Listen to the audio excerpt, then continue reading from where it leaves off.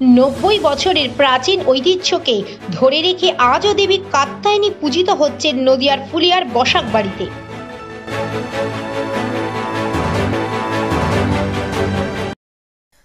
This video is for information and knowledge purpose only.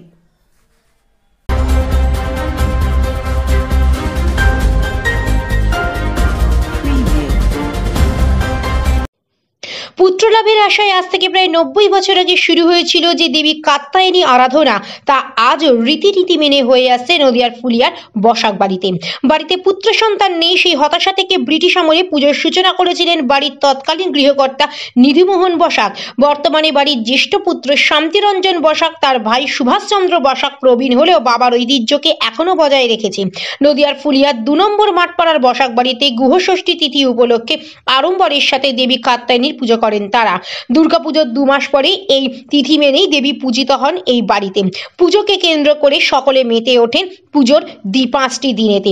সোমবার নবমী তিথি উপলক্ষে ডালি সাজিয়ে দেবীকে বরণ করে ঢাকের তালে ধুনুচি নাচের মধ্যে দিয়ে এক অনন্য ছোঁয়া দেবী কাত্যায়নী পুজোর বসাকবাড়িতে।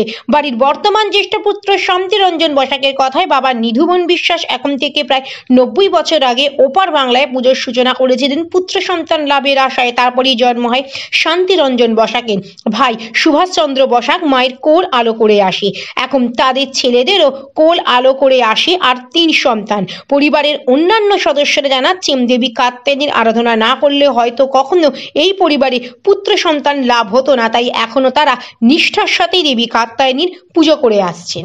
এটা কিভাবে হওয়া সম্ভব? সম্ভব মানে আমাদের বাড়িতে প্রথম যখন বাবা শুরু করেন, তারপরে আমাদের দাদার জন্ম হয়, পুত্র সন্তান পায়, তারপর চলছে কন্টিনিউ। তার আগে কোনো পুত্র সন্তান ছিল না।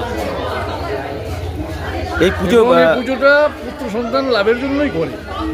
কত বছর ধরে পুজো চলছে এখন? 85-90। একইভাবে পুজো হচ্ছে।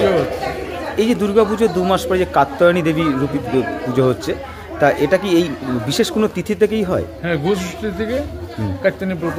মানে আচ্ছা, এটা মানে গোপীরা কৃষ্ণকে পাওয়ার জন্য এই পুজোটা করেছিল। আচ্ছা, এবং তারপর একইভাবে আপনাদেরও পুত্র সন্তান হয়েছে।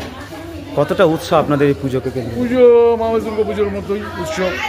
পরিবারের সব সদস্যরা 5 দিন অনুষ্ঠান হয়।